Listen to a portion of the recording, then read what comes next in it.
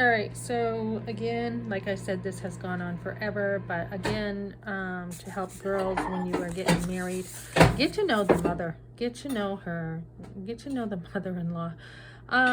So, I think some of those jokes about mother-in-laws are valid. So basically, she was very controlling of Ben, and she's like, I miss Ben and I miss the kids.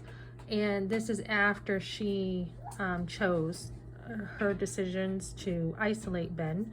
Ben had decided on his own he didn't want to see her, so they had their own issues. Ben never complained, and when he came for a visit, and neither did the kids. You complained about something whenever you came over. Now, that wasn't true.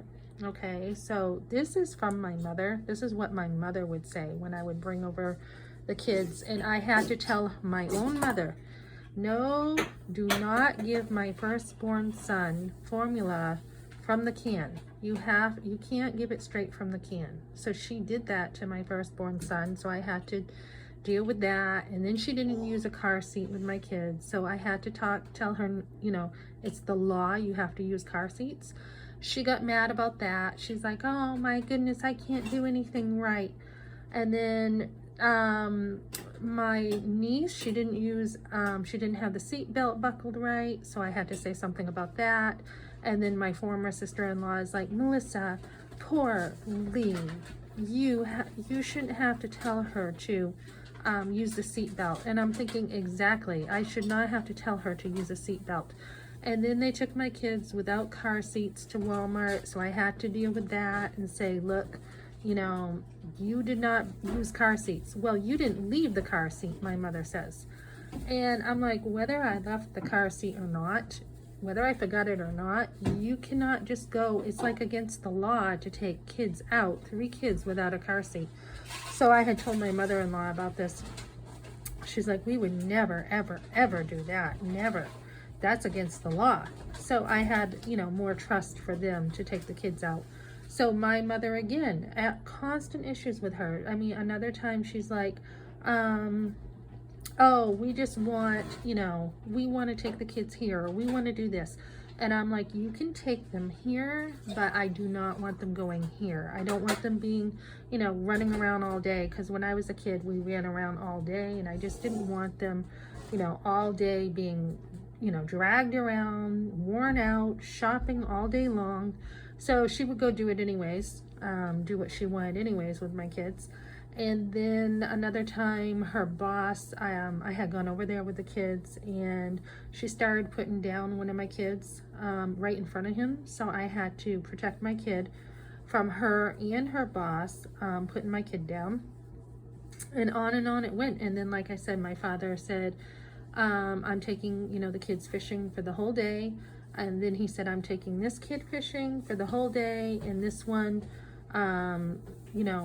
it'll have to wait, and he's going the whole day. And I'm like, well, no, you can take my other son, but you're not taking him all day, because he had, muscle tone issues, and I knew he didn't have the energy all day to be out. I mean, this was like at, 3 years old or something? So my father disowned me. He was like, you know what, if I can't do what I want, basically, then you are not my daughter anymore. So I had gone back over there, and I had my 4th son in my hands while I went over there to talk to my dad to see what was the matter, and he slammed the door in my face with my son in my hands. And then I had tried to go over one other time. I had dropped off one of my sons over there to try to talk to him, and again he slammed the door on my face. And so then I tried to talk to my mother, and she was with my dad the whole time. And then my grandmother was having her boyfriend hit on me, her landlord. So I talked to my mother about that, and she said, oh, he would have never hit on you. And she was with my grandmother playing, she defended my grandmother even though she wasn't there. She tried to tell me I was lying about that.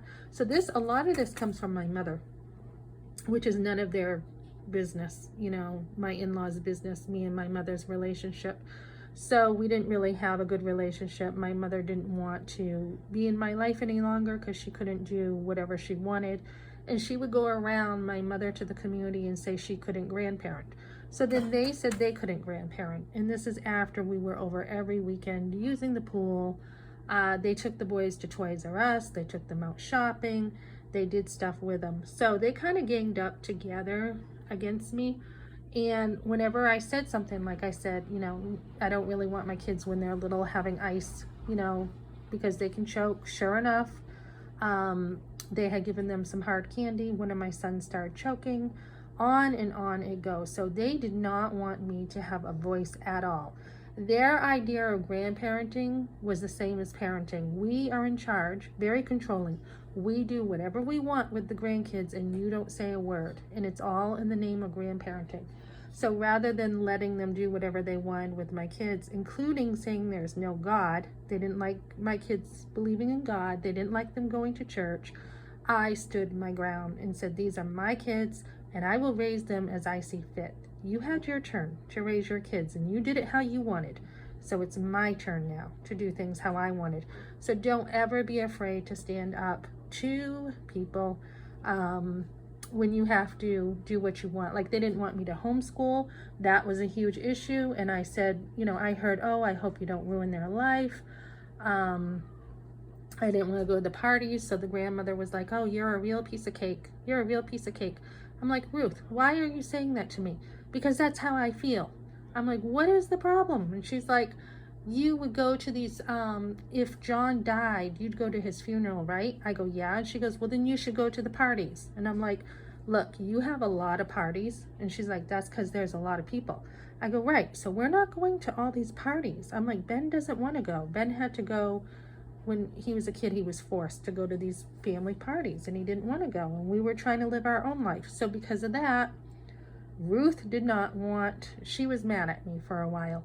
So you just gotta kind of be like, okay, you know, I tried. And you know, so anyways, yeah, she was mad about that. And then what else? Oh yeah, she tried to turn this around. They never asked what the problem was. Yeah, they actually threatened to cut down, you know, Rob threatened to kick down the door. Then she's like, oh, I feel so sad for you. You must be lonely. This is with 5 kids and a husband. I was not lonely. And then they have no grandparents. Well, you know what? They did have grandparents. They had them. They had my, I don't know if my father was in their life at that time, but he chose. He's the one who chose. He's like, oh, you know, my brother's daughter, she's my granddaughter, but your sons are not my grandkids. And he chose to do that. He's like, they're not my real grandkids. So that was his choice. And that's something I couldn't control. And honestly, I don't even know that they really are his, because my mother was with someone else before she married my dad. So for all I know, he could really just be my stepfather. I don't know. So, but he was mad enough, even if they were his grandkids, to totally disown his grandkids.